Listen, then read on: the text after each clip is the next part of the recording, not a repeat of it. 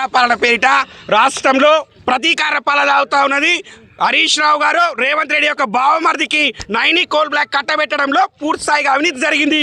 దానిపై సిబిఐ విచారణ చేయాలి, మా పార్టీ ఆధారాలు ఇస్తుందని హరీష్ రావు గారు ఆరోపణ చేస్తే అర్ధరాత్రి ముఖ్యమంత్రి నిద్రపోకుండా ఉచ్చబోసుకొని నోటీసుల పేరిట హరీష్ రావు గారిని, కేటీఆర్ గారిని, సంతోష్ రావు గారిని, ఈరోజు తెలంగాణ తొలి ముఖ్యమంత్రి కేసీఆర్ గారిని నోటీసుల పేరిట డ్రామాలు చేస్తా ఉన్నాడు.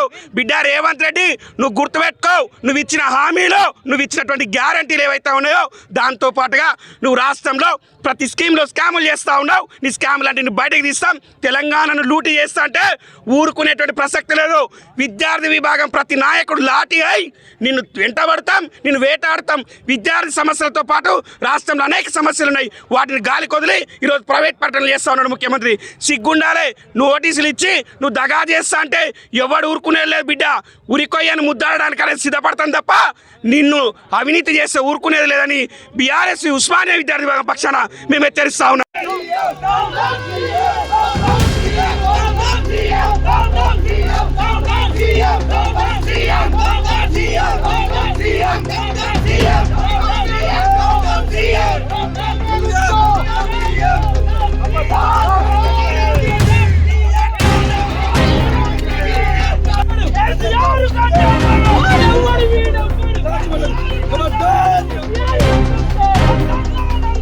కేసీఆర్